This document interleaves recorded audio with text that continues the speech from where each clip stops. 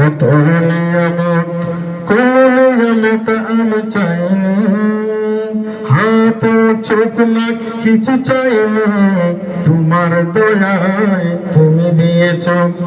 হাত চোখ না আমি চাইনি কোনদিন, তোমার দয়ায় তুমি দিয়েছ। এই হাত তুমি আমায় দিলে, চাওয়ার আগে তুমি কেন দিলে? তখন তো আমি চাইতে জানি না, তখন তো আমি চাইতে জানি না, চাওয়ার আগে আল্লাহ দিলেই তুমি। তুমি আল্লাহ কত বড়, তুমি যে জানো, তুমি আল্লাহ কতই বড়, তুমি আমার দিবা জানি।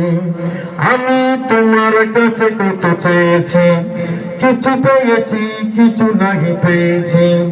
চাওয়ার আগে তুমি কতই দিলে, চাওয়ার আগে তুমি কতই দিলে, এটাও তো বুঝতে পারিনি আমি। ঠিক না? আমি এখনো বুঝতে পারিনি আসলে আল্লাহ যে আমাকে দেয়, বুঝি নেই তুমি। তুমি ছোট্ট কপালের নিচে দিয়েছ, আমার প্রতি কত দয়া করেছ। নাকটা কপালের নাকটা চুকের নিচে দিয়েছ, বান্দার প্রতি কত দয়া করেছ। যদি চোখ দুটি তুমি পিছনে দিতে, হ্যাঁ আল্লাহ যদি চোখগুলো পিছনে ফিট করে দিতে, আমরা এইভাবে হাঁটতে পারতাম না, দাঁড়াইতাম এইভাবে, যাইতাম এইভাবে, কারণ চোখ তো পিছনে দেখা যাবে ওদিক দিয়ে। বড় একটা ভেজাল যেত না। একটা ড্রাইভারের চলন্ত গাড়ি সামনের দিকে সবসময় যায়, যদি ব্যাগ দিতে গেলে যে এইভাবে সামনে যায়, ওইভাবে কি পিছনে যায়? একটু পিছনে যাবার জন্য কত বাড়ি দিয়ে স্টেশনে, একবার কয় চলো, আবার কয় আসতে, আবার কয় ডানে লো, আবার কয় বামে লো, কিন্তু সামনে যাই সুন্দর। ওই জন্য আল্লাহ চোখ দুটি যদি পিছনে দিত, বান্দার কত কষ্ট হতো।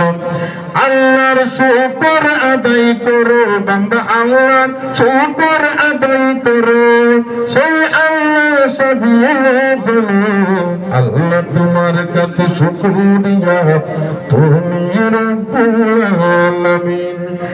পা দুটি যদি লাগাই না দিত, নাট বল্টু ফিটিং যদি করে দিত, আচ্ছা পা গুলো যদি নাট বল্টু ফিটিং করে দিত, আমরা রাত্রে ঘুমানোর সময় নাট বল্টু খুলে যখন ঘুমাইতাম, চোর আইসা পা গুলো নিয়ে গেলে এই চোর ধর ধর করে চোরের পিছনে পিছনে তুম দিতে পারতাম। গাড়িতে বলে এক লোক বসে, লোকটা একটু লম্বা, লোকাল বাসের সিটগুলো একটু ছোট হয়, তো লম্বা মানুষের পাও লম্বা, গাড়ি সিটের মধ্যে একটু বসছে, পা গুলো ভিতরে ঢুকে না, তো পাশে এক হুজুর বসছে, তো ওই লোক পা গুলো একটু তেরেস হওয়ার কারণে এরকম আফসোস করে।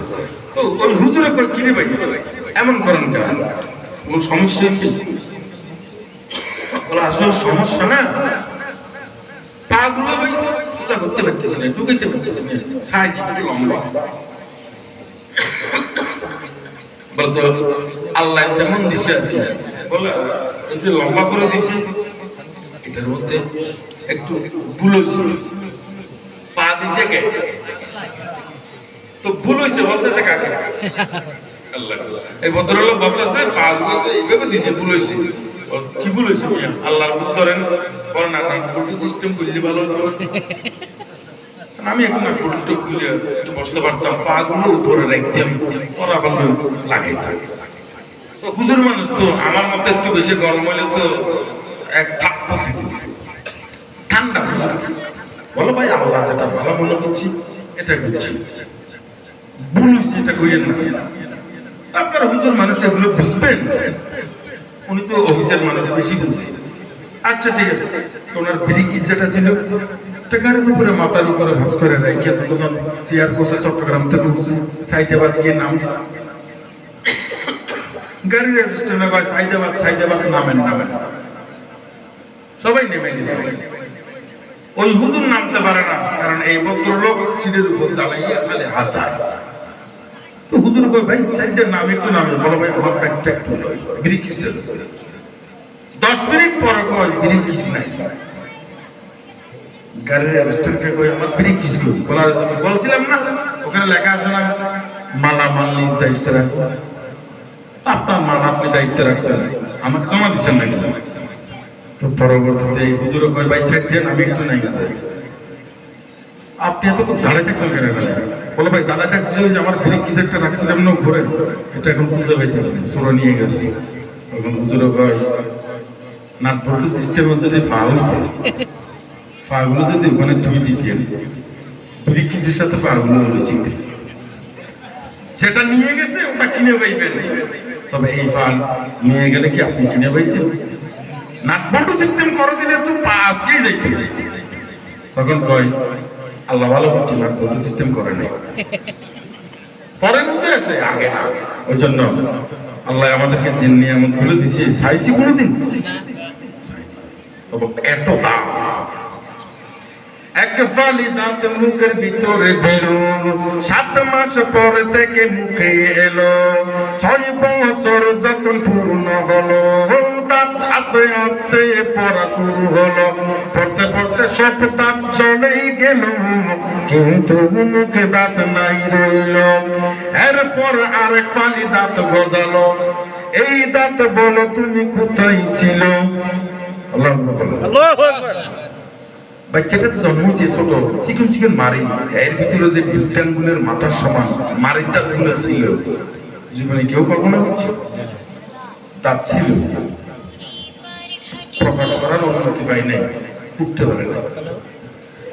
মারির মধ্যে দাঁত যদি ডিল করি, ছিদ্র করি, নাট বল্টু এইভাবে লাগায়, ওইভাবে যদি দাঁত লাগানোর সিস্টেম দেখতে, আমার মনে হয় 95 মানুষ করতো মারে দিয়ে যা পারে খাই, দাঁত লাগাইতে না। কারণ 32টা দাঁত লাগাইতে গেলে 32টা ছিদ্র করতে হইব, 32টা আস্তে আস্তে মাত্র দিয়ে পিড়ে পিড়ে লাগাইতে হবে, দাঁত চুল হয়ে লাগাইতে হবে। আল্লাহ এমন ভাবে দিছে পিঠে পিঠে করে লাগানোর দরকার নাই, মারি উপরের সিস্টেম করা আছে, মারি ফ্যাটেও দিতে হবে না। আল্লাহ যখন তাকে অর্ডার দিবে আস্তে আস্তে এদিকে দুইটা, এদিকে দুইটা, এদিকে দুইটা, এমন ভাবে দাঁতগুলো সিস্টেম করে দুটে। আপনি একটা বাচ্চার দাঁতটা শুরু থেকে শেষ পর্যন্ত খেয়াল করেন, খুব সুন্দর ভাবে উঠবে, দুটো নিচে দুইটা উপরে, একটাই পেটে একটাই পেটে, একটাই পেটে একটাই পেটে। এটা আল্লাহর ডেকোরেশন। চিন্তাও তো করলাম না, দুই ফালি দাঁত ভিতরে ছিল। আল্লাহ কয় বান্দা চিন্তা করিস না, পড়ে গেছে 7 বছরে দাঁত চলে গেছে, আবার 8 বছর থেকে নতুন দাঁত শুরু হয়ে জীবনের পাবে তো স্বাদ। 2 বার 2 ফালি দাঁত দিল, তবু বান্দা নাহি বুঝিল। এই বুঝার পরে যদি চিন্তা করি, কেটে যাবে আমার চিরদিন। ও গো আল্লাহ শুকর তোমার, তুমি রব্বুল আলামিন। ভোলার মানুষ চিন্তা করিবেন, কি বলতে চাইতেছি বুঝছেননি? বুঝছেন আমি কি বলতে চাইতেছি? আপনারা বুঝছেন? ওয়াজ যে শুনেন, এগুলো আমার করার দরকার আছে না? বুঝে মজা পাইলে হয় হেমিয়ার ওয়াজ বেশি সুন্দর, আর বুঝে মজা না পাইলে ওই হেমিয়ার ওয়াজ ফুড়ে না, ঠিক না? এত ফুড়ে আর না ফুড়ে ওয়াজ আপনি মাথা ব্যথা করেন কেন?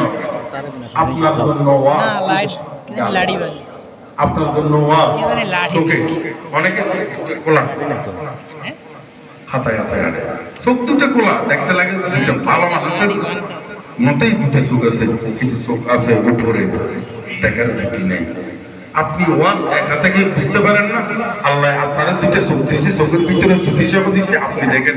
ওই লোকটাকে চোখ দিয়েছে কিন্তু জুতি নেই, সে দেখে না, তার চাইতে আপনাকে আল্লাহ অনেক ভালো লাগছে। এটার শুকরিয়া করতে গিয়ে শীতটাই পরে আল্লাহর গোলাম শুরু করে দেন। ওয়াজ এটাই যথেষ্ট।